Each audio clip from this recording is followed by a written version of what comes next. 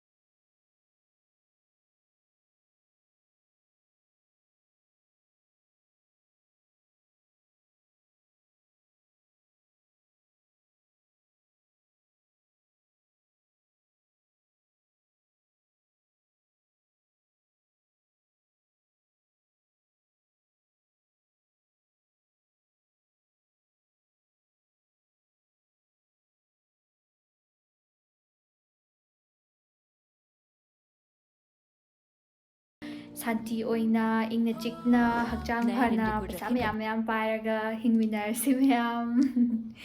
So let's go down. ꯑꯩ ꯍꯧꯖꯤꯛ ꯀꯩꯅꯣ ꯇꯧꯔꯨꯕꯅꯦꯕ, ꯂꯣꯏꯁꯟꯕꯅꯦ, ꯑꯗꯣ ꯁꯝꯒꯁꯦ ꯑꯝꯇ ꯍꯥꯠꯇ꯭ꯔꯤ, ꯂꯣꯏ ꯆꯣꯠꯂꯦ.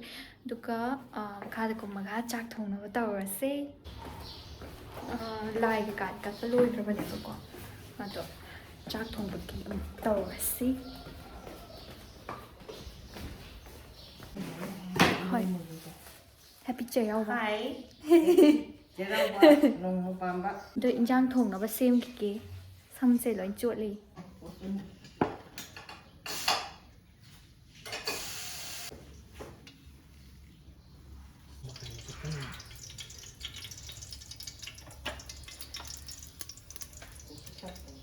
ꯀꯣꯕꯤ ꯁꯥꯛ. ꯏꯔꯣꯝꯕ. ꯏꯔꯣꯝꯕ ꯂꯩꯔꯦ. ꯁꯤꯅ ꯀꯣꯕꯤꯒꯤ ꯃꯊꯦꯜ. ꯏꯟꯖꯥꯡ ꯅꯥꯄꯤ ꯑꯃꯗꯤ ꯂꯣꯏꯔꯦ. Uti lore. ꯎꯇꯤꯗꯤ ꯈꯔ. Ada kopi. ꯎꯇꯤ. ꯋꯥꯎ.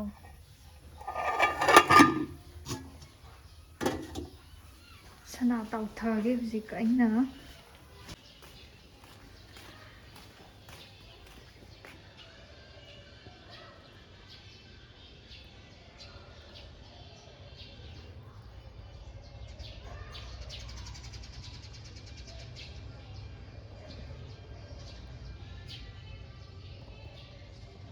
ꯂꯥꯏꯒꯤ ꯊꯥꯗꯣꯛꯄ ꯊꯣꯛꯈꯤꯒꯦ.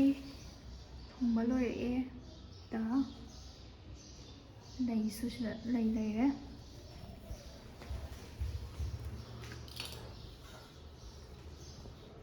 ꯄꯨꯡ ꯀꯌꯥ ꯇꯥꯔꯒꯦ? 8:30. Sini ising aku kan ada kuzaya seputoro.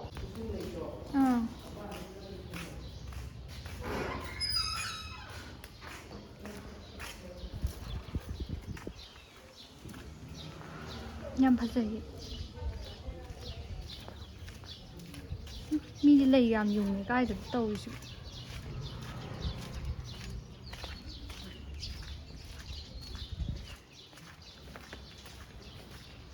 ꯑꯩꯅ ꯏꯁꯤꯡ ꯄꯥꯏꯔꯒ ꯊꯣꯛꯂꯛꯑꯦ.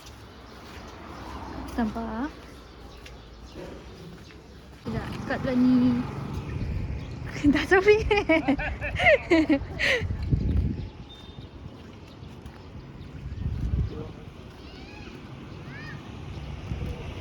ꯌꯥꯕ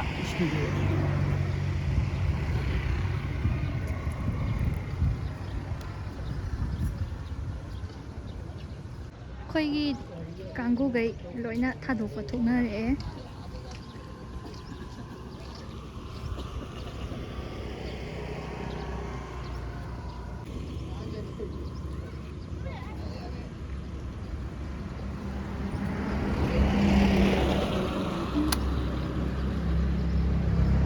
ꯒꯥꯔꯤꯒꯤ ꯃꯊꯨꯟꯗ ꯑꯣꯏꯅ ꯇꯧꯔꯤꯁꯦ ꯅꯨꯡꯁꯥꯁꯦ ꯌꯥꯛꯇꯅ ꯁꯥꯔꯦ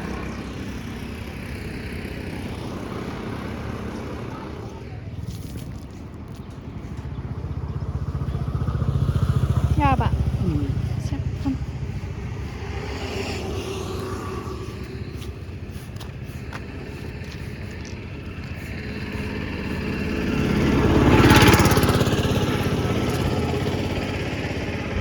ꯁꯤꯁꯦ ꯕꯥꯔꯕꯅꯣꯏꯒꯤ ꯁꯦꯂꯨꯟ ꯑꯩꯈꯣꯏꯒꯤ ꯔꯦꯟ ꯂꯧꯕ ꯃꯣꯏꯅ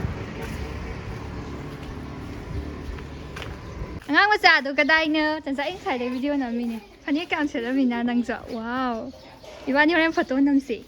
이야. 헬로. 하이 던져라. 하이. 와 뭐 하이.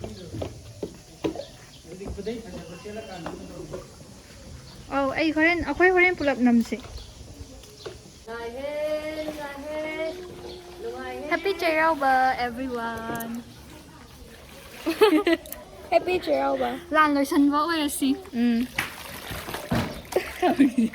ꯈꯣꯔꯧ ꯉꯥꯟꯕ. ꯆꯥꯕꯗ ꯉꯥꯎꯖꯩꯒꯤ ꯑꯉꯥꯡꯗꯨꯅꯤ. ꯅꯪ ꯌꯥꯔꯣ. ꯑꯩ ꯀꯨꯆꯨꯁꯤꯅꯦ. ꯀꯩ ꯅꯨꯡꯁꯥ ꯃꯉꯥꯟꯗ ꯅꯪ ꯐꯖꯅ ꯄꯥꯏꯌꯨ. ꯀꯥꯏꯅꯣ ꯑꯉꯥꯡ. ꯆꯣꯠꯂꯣ.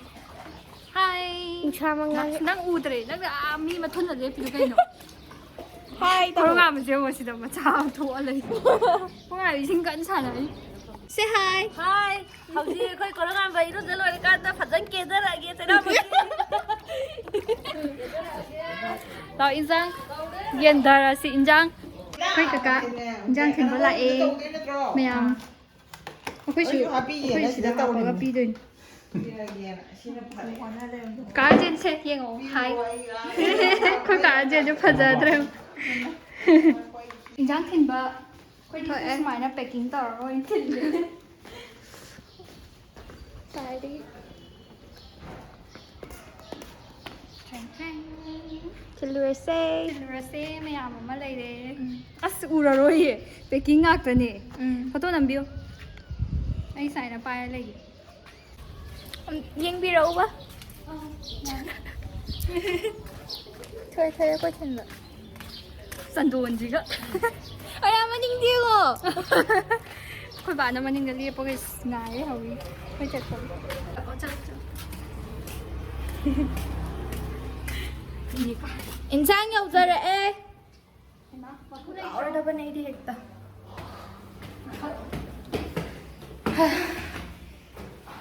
ꯋꯥꯔꯤꯕꯅꯤꯅꯦ ꯑꯩꯗꯤ ꯎꯞꯇꯅ ꯌꯣꯟꯕ ꯇꯥꯔꯤꯅꯦ ꯑꯩꯕꯨ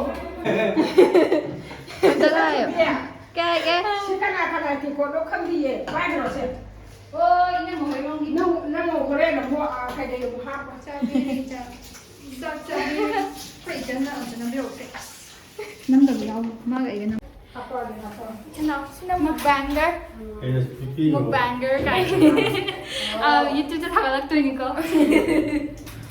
ꯕꯤꯕꯦꯛ ꯂꯥꯛꯑꯣ ꯕꯤꯕꯦꯛ ꯀꯥꯏ ꯆꯠꯈ꯭ꯔꯒꯦ Hi ma'am.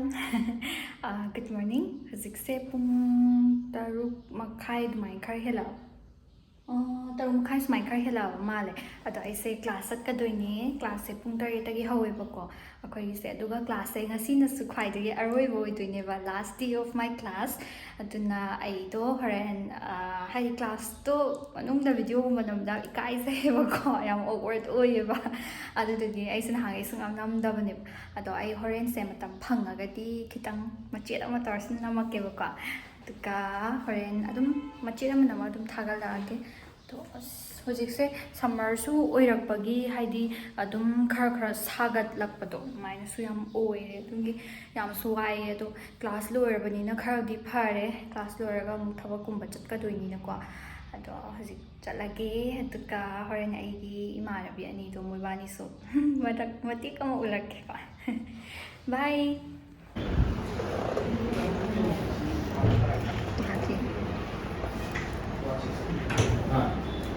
Ora você ainda não leva. Tem copia. Quem é que vai? Não.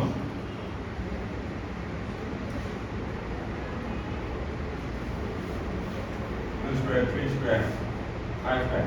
Sila ni je. Tu boleh ambil ni lah. Tu lagi amai yang kita nak buat lagi square lah. ก็เซคลาสยาวเลยคลาสยาวไปเลยก็คือมาสาปจ้าอะไรงั้นสิเอาไว้แบบคลาสโอ้ยวันนี้มานี่น่าจะหายอยู่ งั้นสิคลาสโอ้ยคุยกี้เดี๋ยวสังเกตได้เดี๋ยวผมจัดคิดตัวนี้คุยใส่อะไรอย่างก็จัดตัวมาไอ้เบกจะกักขลังจงขัดขี้ไว้เนี่ยหงดวงเจ้หงดวงมาจ้ามันไม่ฉีดจ้ามา你洗样的英语哎呀哎เดี๋ยวใช่ยังเก็บฉันน่ะว่าหงดวงไว้ตัวนี้အယုံတာကြီးတာကိုကလာစားကိုပြမမောသားကြီးတောင်းနေတို့လီမမောတာအယုံတာလည်းမမောထားတဲ့တို့ညပုတ်စီတာအဲ့ဒါက저도 이거